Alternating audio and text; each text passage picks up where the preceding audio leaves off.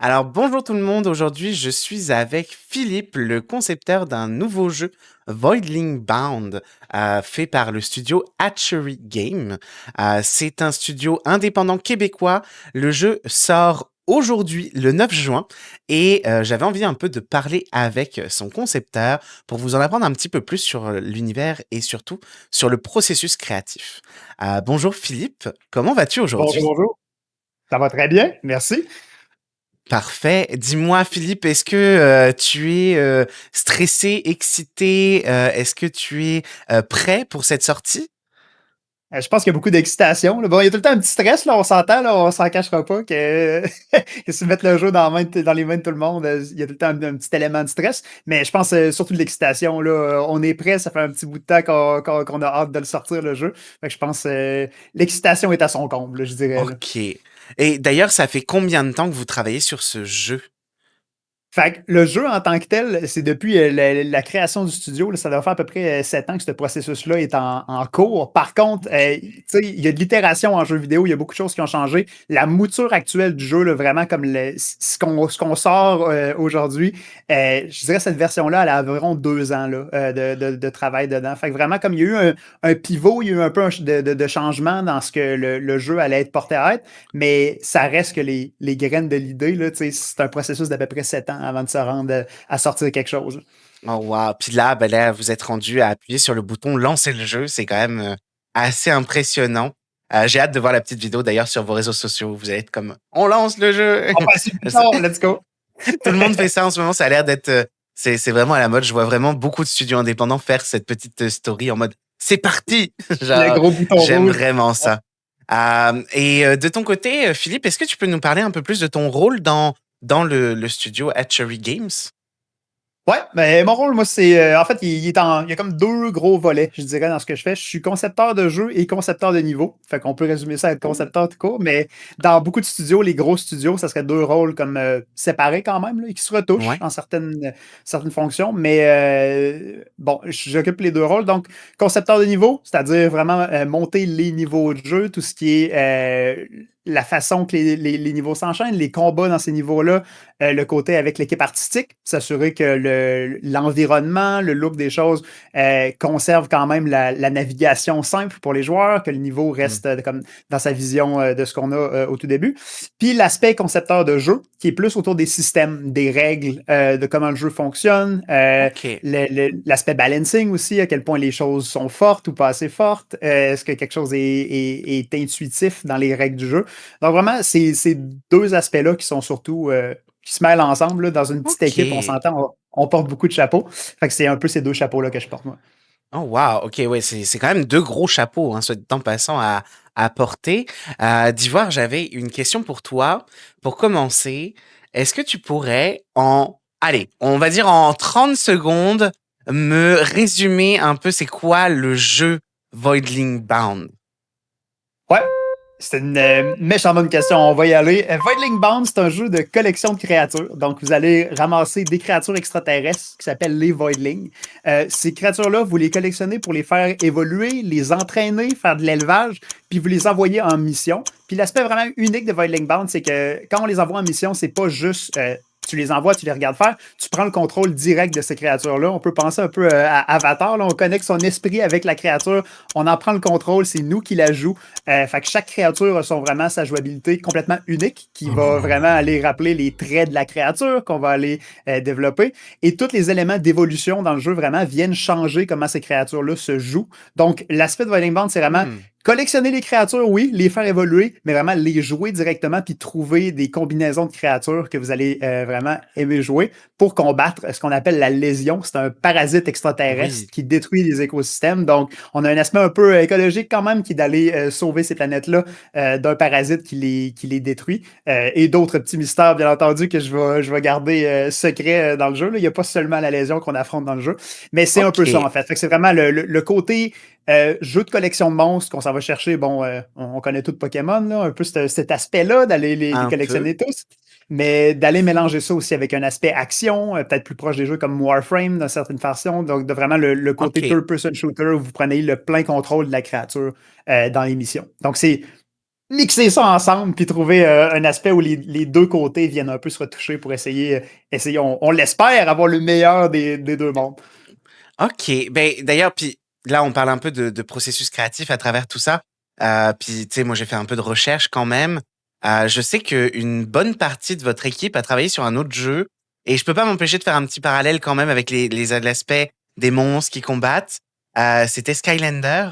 J'imagine Ouais. que ça reste une inspiration pour votre jeu. Puis, tu l'as dit, si je devais le résumer, moi, je verrais vraiment ça comme Skylander qui rencontre Avatar, votre jeu, avec un Ouais. côté très réaliste dans les créatures, tu sais, par rapport à Skylander où on est sur un jeu plus pour enfants. Là, ici, les créatures, je trouve qu'elles ont un aspect plus, tu sais, presque plus dinosaure, un peu plus, tu sais, quelque chose de plus réaliste, un alien un peu.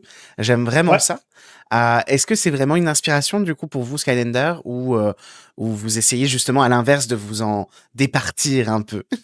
Non, non, clairement, on n'essaie pas de s'en départir. Je pense qu'il y a un peu de concours de circonstances. Là. Il y a là-dedans que les 4 cofondateurs d'Hatchery, puis plusieurs autres membres de l'équipe, on s'est tous rencontrés en travaillant sur Skylander à l'époque. Donc, on est du OK. monde qui se sont connus comme ça. Puis, je pense qu'il y a. On n'a pas nécessairement comme fait le jeu spécifiquement pour être un appel à Skylander, mais ça reste que ça fait partie de notre expérience. C'est un peu là qu'on a parti de notre carrière. Il y a un côté qu'on a vu monter de nostalgie envers Skylanders récemment. Là. Tu sais, Mmh. le monde qui ont grandi avec Skylanders sont rendus à un âge où ben, c'est eux autres qui achètent leur jeu maintenant. C'est Ça vrai. s'intéresse. Puis quand on a commencé à avoir ce contact-là avec notre communauté, qu'on a pu commencer à avoir du monde sur notre Discord, par exemple, ben, on s'est rendu compte, hey, il y a une vraie nostalgie de Skylander qui existe. Là. Il y a du monde qui arrive, puis Oh sont là wow. parce qu'on a travaillé sur Skylander, puis aiment ça. Fait que je pense que, tu sais, sans nécessairement être parti en disant, hey, on va faire Skylander de telle chose, Mmh. clairement, notre bagage créatif nous a fait qu'il y a des éléments de Skylander qui se retrouvent dans le jeu. Puis de voir cette communauté-là, je pense avoir la nostalgie, ben, on l'a peut-être poussé un peu plus loin aussi. Tu sais, il y a peut-être des niveaux qu'on est allé dedans, Ah, puis OK, c'est cool. on va les ramener un peu ce côté-là. C'est quoi les attentes des joueurs par rapport à ce qu'on a fait sur Skylander dans le passé? Fait que je pense que ça a définitivement un impact. Puis clairement, ça nous a impacté en tant que développeurs sur ce qu'on Ben fait oui. en tant que style de jeu. Fait que je dirais qu'il est vraiment là, l'aspect. C'est pas nécessairement qu'on s'est assis à table pour hey, on va faire Skylanders redéfini, mais il y a de l'ADN de Skylanders qui est un peu partout par notre parcours créatif, je dirais. Mais c'est vraiment fun, tu sais, que ce soit votre parcours créatif, mais aussi vos premiers retombées de joueurs qui vous ont dit, hey, nous on vient parce qu'on aime vraiment ça. Vous les avez un peu écoutés dans le sens, donc c'est quand même cool. Puis d'ailleurs, là, justement, t'en parles un peu du fait que c'était pas le premier concept, entre guillemets, de votre jeu. Ouais. Et tu me l'as dit un petit peu au début de l'entrevue, ça fait vraiment 2 ans que le jeu est ce qu'il est réellement. Vous êtes passé par quelle idée, concept avant d'arriver à ce concept plus final, je dirais?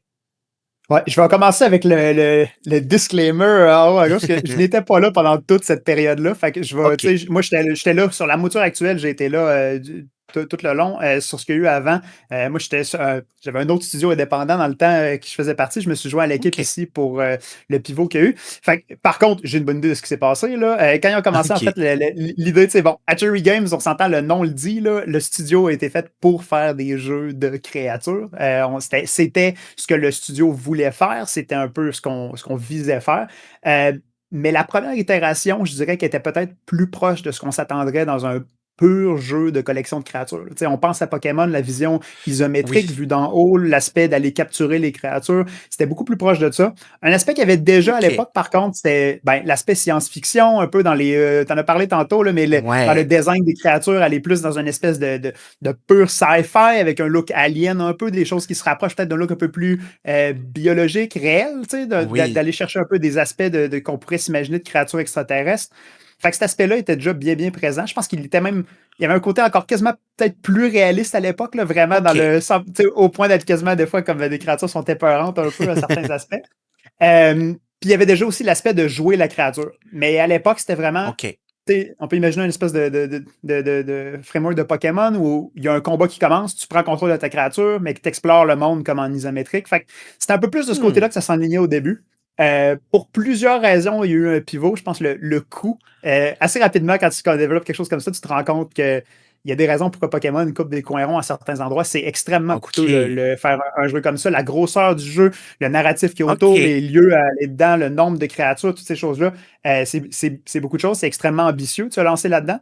Puis aussi, il y avait juste un côté de rapprochement. Tu veux-tu vraiment t'opposer à Pokémon? C'est un mastodonte, là. Oui. C'est ça. Puis, tu sais, juste ce côté culturel, Pokémon, c'est tellement Mmh. gros. Je pense qu'il y avait quand même une soif de trouver notre propre niche, trouver quelque chose qui allait être un peu plus nous démarquer, qui allait faire un jeu un peu plus différent. Fait que je pense d'aller miser sur ce OK. côté-là. Il y a eu du prototypage, il y a eu de l'itération, essayer de trouver euh, hey, c'est où qu'on devrait amener ce jeu-là pour essayer d'avoir quelque Mmh. chose qui nous démarque plus. Puis je pense qu'en essayant, c'était vraiment l'aspect action, l'aspect de contrôler la créature qui était déjà un peu présent, mais il y a eu OK.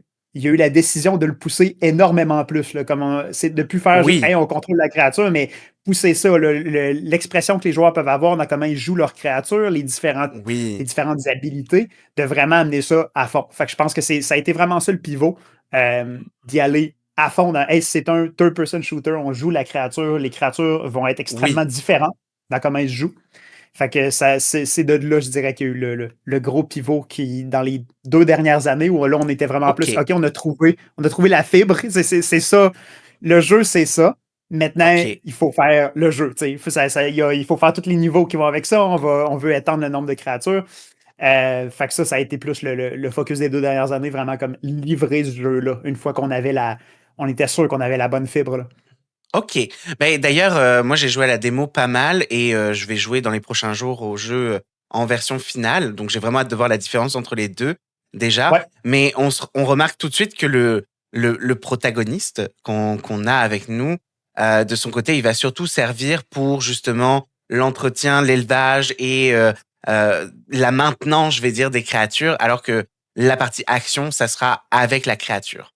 ouais. Puis en parlant de ça, de ce fameux lien à la Avatar, je peux pas m'empêcher de voir ça comme ça. Puis je pense que beaucoup d'autres personnes le verront de la même façon que moi. Euh, Ça, on en parle parce que tu viens de parler de Pokémon. Est-ce il y a eu un moment où vous vous êtes dit, on veut que ça soit un lien de ce style-là parce qu'on a vu les récents jeux comme par exemple Palworld et tout se faire un peu démonter par les avocats de Pokémon avec leurs fameuses licences et brevets sur, par exemple, ne pas envoyer un objet pour faire sortir une créature. Est-ce qu'il y a un lien on a été vers ce lien neuronal-là plutôt ou pas? Ben, en fait, ces décisions-là existaient déjà quand ces trucs-là, tu sais, le lien neuronal, puis de devenir OK. la créature directement. Fait que je pense que ça a été un heureux, tu sais, on était content de ne pas être dans cette arène-là. Là. On fera pas Heureusement. semblant. On l'a vu passer, puis on était content d'être bien de côté à ça, mais ça n'a pas été en réaction à ça, je dirais. Tu sais, Bon, bah tant mieux. on était content de s'être positionné comme ça, mais c'était pas comme un réactif de hey, on va se tasser du chemin de Pokémon. Je pense que juste par le type de jeu, c'était déjà quelque chose que consciemment, on voulait pas non plus trop se coller à ça parce qu'à un moment donné, c'est comme c'est quoi ton Oui, avantage compétitif contrairement à Pokémon? Ils sont établis. C'est pas vrai qu'on va clairement. sortir 1000 Voidling comme ça, Ils ont une couple d'années d'avance, on pourrait dire. Là. Fait que, Oui.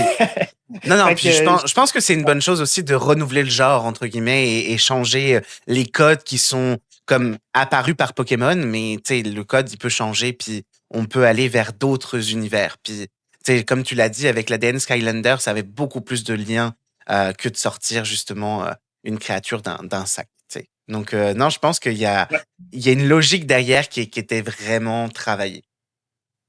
Euh, D'ailleurs, en parlant des Voidlings, parce que c'est leur nom à ces petites créatures, si j'ai bien compris, ouais, ces petites absolument. créatures, pour le moment, il y en a combien différentes qui Donc, existent?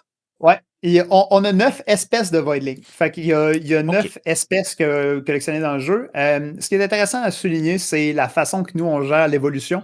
Je pense que c'est une façon qui est assez unique comparée aux autres jeux de collection de créatures. Fait en général, quand on parle d'évolution dans un contexte, c'est souvent comme hey, il y a 2 évolutions, il y a 3 évolutions à la créature. Bon, des fois, il y en a 4, là, c'est énorme. Dans le cas de Voidling Bond, c'était vraiment hey, on voulait miser sur l'évolution puis différencier une seule créature de beaucoup de façons, puis de vraiment aller OK. miser sur le choix des joueurs. Fait que, quand on parle d'une créature, bon, il y a 9 espèces. Chaque espèce, bon, évolue de deux façons au départ. Après ça, OK. une fois que cet embranchement-là est fait, il y a deux autres embranchements. Une fois que cet embranchement-là est fait, chaque embranchement a deux autres embranchements. On parle de plus qu'une trentaine d'évolutions par espèce de créature. Puis Oh, ces wow. embranchements-là, plus on s'éloigne, ben, plus sont extrêmement différents, autant visuellement que aussi dans le côté gameplay. Donc, c'était vraiment ça qui était intéressant pour nous, c'est que chaque évolution vient changer un élément de comment on joue la créature. Au tout départ, c'est comme, hey, est-ce que ma créature est de feu? Est-ce qu'elle est de glace? Bon, ça, c'est le premier OK. choix. Après ça, tu as deux autres choix de chaque côté. En feu, peut-être qu'elle a une espèce elle crache une espèce de tir super rapide. C'est comme une mitraillette pour le feu. De l'autre côté, le feu a peut-être un projectile beaucoup plus puissant, beaucoup plus lent. De l'autre bord, on a par exemple Hmm. la glace. Peut-être que la glace, c'est plus comme un shotgun qui tire de plein de façons. Fait que de choisir ces Ah. choses-là, ça vient vraiment changer comment la créature se joue. Chaque espèce a quand même une. On a choisi une personnalité un peu dans comment elle allait se jouer qui est à la base, mais chaque évolution l'amène vers d'autres choses, elle amène un nouveau style de jeu. Fait que le but, c'est comme, OK, oui, il y a 9 espèces, mais bon, mettons Guilic, qui est un peu notre mascotte, là, l'espèce de petit Oui. dragon sur quatre pattes. Il est Lui, adorable. oui, on l'adore. C'est comme un petit chien dragon avec la grande langue, là. Lui, par exemple, tu sais, selon comment on le fait évoluer, vous allez jouer de façon complètement différente. Vous pouvez vous en faire plusieurs. Guilic, là, t'en pognes un nouveau. C'est comme, hey, le dernier, je l'ai fait de feu, je l'ai envoyé dans cette branche-là. Lui, je vais le faire de glace, je vais l'envoyer dans une autre branche. Le prochain OK. que je pogne, je vais prendre une autre branche de glace. Il y a un côté qui est plus aquatique, un côté qui est plus dans la tempête, dans la glace. Dans le feu, on a un côté qui est Wow. plus désert, terre. On a un côté qui est plus purement feu. Fait que tous ces éléments-là viennent vraiment comme créer énormément de diversité à même les espèces. Donc, c'est tout le temps un peu, je tiens à le souligner parce que quand on donne le Oui. nombre d'espèces, c'est comme OK, le nombre d'espèces n'est peut-être pas si élevé que ça. Mais tu penses à toutes les évolutions puis à ce que ça vient changer dans le gameplay, ben là, on vient d'ouvrir énormément l'espace de jeu puisque ce qui est intéressant pour les joueurs aussi de les trouver. C'est pas tout. On a des créatures, on a des évolutions Oui. uniques. Donc, il y a des œufs qu'on peut trouver, un œuf doré dans les niveaux qui sont cachés. Donc, il y en a un peu partout dans le jeu. OK. Ces œufs dorés-là, dans le fond, ce qu'ils permettent de faire, c'est qu'ils donnent une évolution unique de cette créature-là qui n'est pas quelque chose qu'elle peut atteindre normalement à travers les. Donc, par Oh, exemple, wow. Gillick, lui, il peut être feu ou glace. Ben, vous trouvez un œuf doré de Gillick, il y en a peut-être un Gillick organique. Donc, lui, qui utilise le poison, qui a ses propres habilités, qui sont complètement différentes des autres. Donc, c'est un peu le genre de choses qu'on veut surprendre le joueur constamment. C'est qu'avec le système d'évolution, on a énormément misé dessus pour la diversité dans le jeu. Puis il est très, très, très poussé, là. Je pense que les joueurs vont pouvoir s'amuser à découvrir des choses là-dedans, là. Ben, justement, je réfléchissais à ça, puis là, tu me disais 9 espèces, puis facilement 30 embranchements. Ça va faire du temps pour aller chercher les créatures, puis justement Ah, les c'est quand faire même long, hein? évoluer. Ouais, ça va être cool. Non, mais ça veut dire que le jeu a un aspect très répétabilité et le temps de jeu va dépendre de à quel point la personne veut aller chercher toutes les espèces, ou plutôt toutes les variations de chaque espèce. Je trouve ça vraiment cool. Je pense qu'il y a des gens qui vont vraiment se retrouver là-dedans, dans le côté vraiment, on va collectionner des créatures. Là, je sens, je connais des gens dans la communauté Twitch Québec qui vont avoir très hâte de découvrir toutes les créatures. Ouais, c'est ça. C'est vraiment nice. Je pense qu'il y a cet aspect-là, là, tu sais, l'aspect collectionneur de quelqu'un qui veut vraiment Oui. tout aller chercher. On voulait absolument le représenter. Je pense que c'est emblématique de ce style de jeu-là, de vouloir toutes les collectionner. Ok, oui. Dans notre aspect, je pense que nous, ce qu'on est allé faire, c'est vraiment, OK, oui, il y a les créatures, mais ce qu'on collectionne, c'est leur gène aussi. Fait que dans l'aspect un peu Oui. scientifique, puis sci-fi de la chose, chaque fois que vous avez une évolution, vous allez collectionner toutes les gènes de cette évolution-là. Ça inclut la couleur de la créature, par exemple, si elle a des cornes, si elle a des plumes, ça, c'est des gènes, dans le fond, Ok. les différentes choses qui le composent, ses habilités également. Puis, on débloque plus tard dans le jeu ce qu'on appelle le splicing, qui permet de mettre Oui. des gènes de d'autres créatures sur une créature, puis aller là, aller mixer pour vraiment créer votre propre Voidling qui peut emprunter les gènes d'absolument tout le monde pour n'importe quoi. Puis ça, Ok. c'est autant visuellement que gameplay. Donc, côté gameplay, vous allez pouvoir mettre jusqu'à ce qu'on appelle les mutated perks, qui sont en fait Ouais. un trait spécial, un trait unique que vous poignez à la fin d'un arbre d'une créature. Normalement, vous en avez juste un. T'sais, vous évoluez votre créature à la fin, vous avez son mutated perk, c'est son Ok. dernier trait. En splicing, vous pouvez en avoir trois, puis vous pouvez aller les chercher de n'importe où dans le jeu sur n'importe quelle créature. Fait que plus votre collection est Oh. grande, plus vous avez fini des arbres, plus vous avez de choix pour choisir ça, puis vous pouvez vraiment Ok. les mixer puis les matcher. Puis là, il y a des combinaisons là-dedans qui sont à n'en pleurer. Là. C'est magnifique. Là. Il y a des choses extrêmement puissantes que vous pouvez faire avec ça, extrêmement drôles Ok. aussi. Je pense que c'est un peu là aussi pour le monde que ça intéresse vraiment, qui veulent pousser l'aspect un peu RPG, l'aspect d'aller dans Ouais, des contenus de plus en plus difficiles, ben, ils peuvent vraiment se mettre sous la dent, je pense, d'essayer de trouver les combinaisons qui créent les créatures les plus puissantes ouais. possibles, ou les plus belles possibles, visuellement aussi. Aussi, Ils ouais, peuvent faire ce qu'ils veulent, mais mélanger les il y a un côté couleurs, les très patterns. méta là-dedans. Il y a un côté très méta que Ouais. les gens vont apprécier vraiment beaucoup. Puis ben là, tu m'en parles comme ça, mais est-ce que c'est dans les projets j'ai pas été encore regarder le côté un peu plus PVP, joueur contre joueur, mais est-ce que ça serait dans les projets futurs du jeu, peut-être de créer une arène multijoueur, des choses comme ça pour justement faire combattre ces créatures, ou c'est déjà le cas peut-être, hein, ça se peut. Fait que c'est pas le cas. En fait, je vais le dire comme ça. La chose qu'on se fait demander le plus souvent, je pense, à Discord, c'est est-ce que le jeu est multijoueur? La réponse, c'est non. En ce moment, le jeu n'est pas multijoueur. Par contre, bon, je vais tout le temps mettre le bémol quand tu sais, on l'entend, on sait que les gens le veulent. On va regarder c'est quoi les prochaines étapes. C'est extrêmement complexe faire un jeu multijoueur. Je pense que Oui. c'est une des raisons que, hey, on est une petite équipe, on s'est dit, on va vraiment se concentrer sur faire une expérience euh, qu'on réussit, qu'on est satisfait de cette expérience-là, que tout est à un niveau de polish, qu'on est content, le jeu est beau, roule bien, fonctionne bien. Le multijoueur, ça ajoute énormément de complexité là-dessus. Par Mm. contre, on n'est pas sourd, on entend le monde qui le veulent. Fait que il va y avoir des discussions à avoir à propos de ça. Qu'est-ce qu'on en fait? C'est quoi le futur de ce côté-là? Fait que j'ai rien Ok. à annoncer là-dessus, mais je veux juste dire qu'on est bien, bien au courant que c'est quelque chose qui est populaire.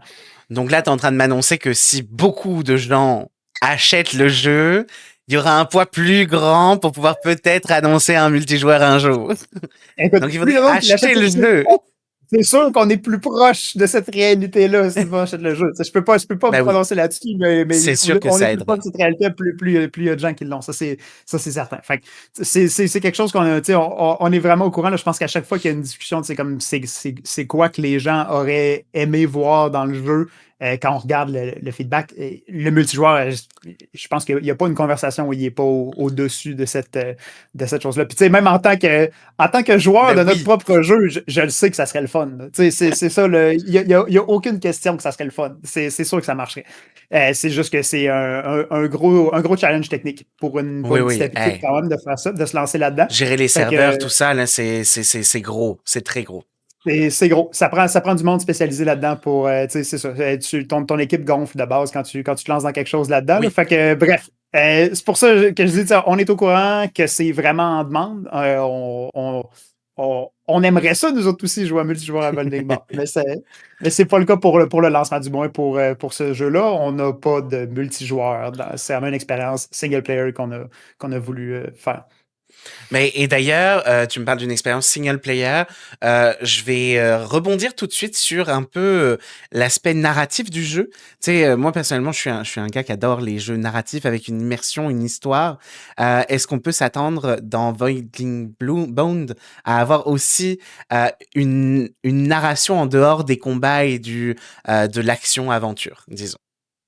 Ouais, je pense qu'il y a un aspect narratif définitivement. Est-ce que c'était notre focus absolu? Je vais être extrêmement honnête que ça ne l'était pas, dans le sens qu'on voulait vraiment se focuser sur une expérience où les joueurs peuvent se lancer dans l'action avec leur gameplay. Mais oui, il y a définitivement une narration. On a différents personnages de notre vaisseau avec qui on va interagir, qui sont les membres de notre équipage. Justement, un peu l'aspect le Wrangler qu'on contrôle. Bon, il gère l'aspect Oui. dans le vaisseau, l'élevage, mais c'est aussi lui qui va interagir avec les différents personnages pour discuter avec eux, pour avoir un peu les prochaines étapes de la mission. Donc, vous allez passer d'une planète à l'autre pour découvrir un mystère un peu quand même qui est derrière tout ça, de qu'est-ce que la lésion et ce parasite-là, comment qu'on finit par le combattre, et d'autres OK. différentes factions qu'on va découvrir au fil du jeu. Donc, il y a quand même un aspect il y a quand même un certain lore qu'on a bâti en arrière-fond sur développer un peu, découvrir des choses, puis un certain mystère. Les Voidlings en tant que tels sont assez mystérieux de base, là, dans comment ils ont été placés, qu'est-ce qu'ils sont, pourquoi ils existent, d'où viennent-ils, c'est quoi leur différence avec un animal normal. Donc, il y a quand même OK. plusieurs de ces questions-là qui se retrouvent dans le jeu. Fait qu'il y a un élément narratif qui est à travers les différentes missions que vous allez avoir.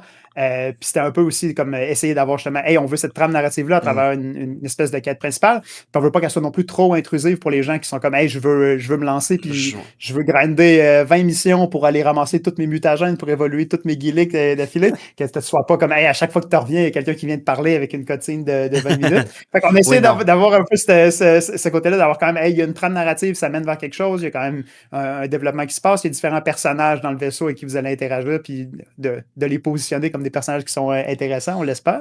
OK. Puis justement de se rendre quelque part là-dedans. Fait que c'était vraiment d'essayer de jongler cet aspect-là, là, de garder. On voulait pas être narrative heavy, là, on voulait pas faire un jeu qui était comme OK. ultra narratif où tout est positionné, mais on voulait avoir comme hey, on veut que le monde soit intéressant, on veut que les gens qui s'intéressent puissent aller plonger. On a un Voidpedia qui est un peu sur les Ah, différentes espèces, vous pouvez aller plonger puis découvrir un peu qu'est-ce que ces Voidlings-là font, dans quels habitats OK. ils sont, c'est quoi leur biologiquement un peu leur spécificité. Fait que tout a essayé de camper ça un peu dans un univers qui fonctionne, dans un univers qui est sci-fi, avec un côté un peu scientifique derrière ça. Fait que je pense qu'il y a quand même un vrai effort qui a été fait de ce côté-là de notre part, là. Oh, wow. OK, ouais. Ah, c'est cool. Donc là, t'es en train de me dire qu'il y aura des niveaux sous l'eau aussi? C'est ça que t'es en Et il train y de me a- dire? C'était pas ce que j'ai dit. Non, en fait, on n'a pas de niveau sous l'eau, là, OK. ça, je peux vous le dire. Et t'as dit plonger, c'est pour ça? Ah oui, oui, oui. Ben, attends, mais là, il y a quand même quelque chose qu'on plonge dans le jeu. Ça, je vais vous le dire, mais il n'y a pas de niveau qui se passe directement sous l'eau, là. Fait que ça, je peux le dire. Ça, c'est tout le temps, je pense que c'est le débat ultime de faire des jeux, là. C'est comme comment tu fais un bon niveau en dessous de l'eau.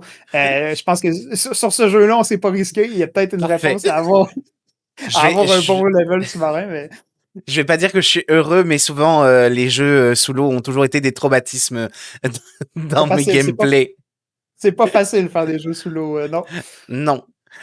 Puis là, tu me parlais des Voidlings, puis tu me parlais un peu qu'ils étaient mystérieux, que on en apprenait un petit peu plus dans l'univers. Puis je vais revenir sur mon aspect principal de l'entrevue. Je voulais vraiment parler de la conception du jeu et d'un peu comment ça marchait d'un point de vue créatif, le processus. Euh, Comment on crée des créatures qui ont leur propre patte graphique sans dénaturer le jeu, mais en gardant un aspect unique. C'est dans le sens où faut que ça soit des créatures, mais Ouais. comment on peut dire, hey, ça c'est un Voidling, c'est pas un Digimon, c'est pas un Pokémon, c'est un Voidlings. Ouais, c'est quand même une question difficile. Je pense que ça passe beaucoup par bien définir c'est quoi la franchise en tant que telle. Bien définir, tu sais, à la base, là, je pense que Mm. ce qui fait que les choses se tiennent ensemble puis que tu peux reconnaître que ça, c'est un Voidling, c'est de devoir définir c'est quoi Voidling Bound à la base. Qu'est-ce qui fait que ces créatures-là, c'est quoi le look du jeu en tant que tel. Puis une fois que ces piliers-là sont bien établis, tu sais, les piliers, c'était vraiment d'aller OK. vers quelque chose qui était un peu plus scientifique que justement les autres jeux du genre, d'aller se camper un peu dans la biologie, d'aller voir pourquoi certaines espèces ont certaines adaptations, d'aller voir qu'est-ce qui fait qu'ils sont spéciales. Fait que d'aller se camper un peu dans cet élément-là, OK. c'était un des gros éléments différenciateurs d'aller vraiment plonger là-dedans. Puis on trouvait que bon, ça fit avec l'aspect sci-fi, qui est un sci-fi un peu plus analogique, peut-être, un peu plus proche des années 90. Toutes les machines ont comme. Tu sais, Oui. tout est un peu plus peut-être les boutons analogues sur les consoles, ces choses-là. Fait que d'aller chercher un peu cet aspect-là, l'aspect schéma biologique de créatures, ces trucs-là. Donc, je pense que c'est beaucoup de passer par là. Fait que d'établir un univers de base que, hey, c'est quoi le barème de l'univers? On veut quelque chose qui est sci-fi, d'aller se camper un petit peu plus proche du côté de la science, sans non plus, on s'entend, il y a quand même un côté stylisé au jeu. C'est pas Oui. purement scientifique, mais d'aller se camper un peu plus de ce côté-là. C'est là qu'on s'en vient chercher un peu quelque chose qui n'est pas vraiment desservi dans le reste des jeux de capture de monstres. D'aller vraiment miser aussi sur le côté que c'est des extraterrestres, les Voidlings, c'est pas des créatures qui sont sur Terre. Donc, c'est quoi leurs habitats? Ça passe beaucoup par ça. Puis le Voidpedia, vous allez aller chercher un peu, là, vous allez le voir dans le jeu, mais il faut aller lire dans le Voidpedia sur chaque créature. Mais juste, chaque créature est quand même partie de l'aspect de où elle habite, qu'est-ce qui se passe avec ça. Je vais donner le Quipec, par exemple, qui est la première créature qu'on pogne dans le Oui. démo, là, l'espèce de petit poulet, Oui. pas de plume. Ben, tu sais, le Quipec est extrêmement peureux. C'est une proie Mm. dans la nature. Donc, ça vient avec son aspect agile, ça vient avec le placement de ses yeux, de quoi ils ont l'air, ses yeux, le type de pupille. On s'en va se camper un peu dans la nature. Ils ont quelle pupille, les proies versus les prédateurs, comment sont placés leurs yeux. Fait que je pense que d'aller se camper vraiment dans ces OK. aspects-là, ça nous permet d'extrapoler, OK, c'est une créature extraterrestre, mais tu sais, la vie obéit quand même à des règles, que genre, comment qu'une créature qui est une proie, comme une créature qui est un prédateur. On est vraiment allé se baser là-dessus, je pense, pour aller chercher des traits qui, bien que stylisés, se campent quand même dans ce qu'on pourrait vraiment s'attendre de voir dans un côté biologique, un côté scientifique de ce côté-là. Fait que je dirais que c'est un peu ça l'approche qui a permis comme d'avoir des piliers qui sont solides, puis de faire que, hey, ça, c'est une créature de Voidling Bound. OK. Un prochain Voidling, vous pouvez vous attendre, OK, il va aller se camper dans quelque chose de quand même euh, réel à la base, quelque chose qui vient un peu de l'aspect biologique des choses. Bon. Et je vois que là, t'as comme bypassé une de mes questions, tu y as déjà répondu. J'allais t'annoncer un truc que j'avais pas dit du tout, que je t'avais pas dit avant. Mais dans la vie de tous les jours, moi, je suis enseignant en biologie dans un cégep. Et justement, OK, je travaille, tu sais, je donne des cours en évolution. Enfin, j'en ai donné pas ouais, mal des cours en évolution. Puis justement, j'allais te poser des questions justement sur l'aspect réaliste. Puis là, t'en as parlé avec le placement des yeux, justement chez les ouais. proies qui sont un peu plus en périphérie versus les prédateurs qui vont les avoir plus au devant. Donc, tu as Ouais. comme pas y passé une de mes questions. Bravo. Parfait. Bravo. Ben, écoute, tant mieux. Je pense que ça fait vraiment beaucoup partie de ce qui fait de ce qui guide un peu là, le processus. Puis justement, je pense qu'une fois qu'on a comme une idée comme ça, puis on est comme, OK, on va aller se camper dans ce que la nature fait, ben, à partir du moment que tu veux faire un nouveau Voidling, je pense que ça nous aide vraiment à s'enligner sur, hey, Oui. c'est quoi qu'on va aller chercher? Est-ce que c'est quoi le type de créature qu'on va aller faire?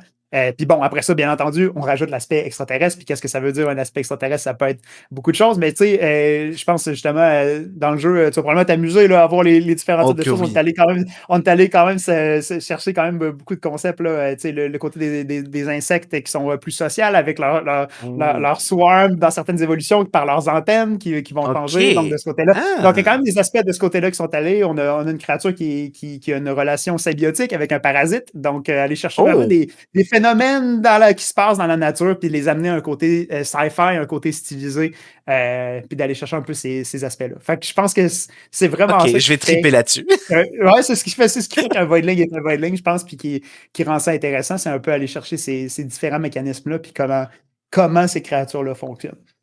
OK.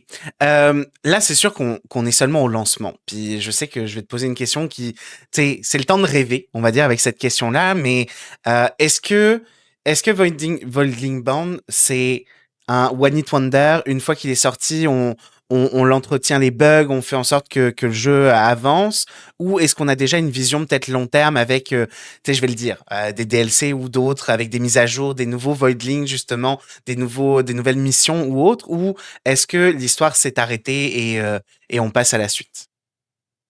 Non, on a des plans de faire évoluer le jeu un peu. Fait que clairement, tu sais, on n'arrive pas ici en faisant comme. On le voit pas comme un jeu live service là, où on va sortir une update à chaque temps, mais il y a des choses qu'on veut ajouter au jeu. Il y a des choses que, bon, t'arrives. Quand tu connais mieux ton jeu, tu sais, à un moment donné, à force de travailler sur ton jeu, tu commences à le connaître, tu es comme, hey, ça aurait été vraiment le fun de faire ça, puis ben, on est trop loin dans le processus du jeu pour le faire.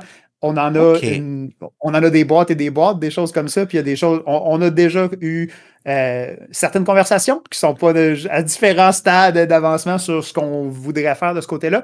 Mais oui, clairement, vous pouvez vous attendre comme il va y avoir autre chose dans Voidling Bound. La nature de tout ce qu'on va mettre là-dedans, ça sera à OK. déterminer l'ensemble des choses, mais bon, on peut quand même s'imaginer que c'est fort probable qu'un Voidling de plus apparaisse un jour.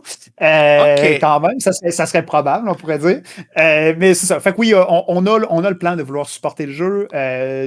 Les façons exactes qu'on va le faire, faut qu'on regarde. Clairement, on va vouloir faire des updates qui sont gratuites. Est-ce qu'on va vouloir un DLC payant éventuellement qui vient rajouter substantiellement plus de contenu?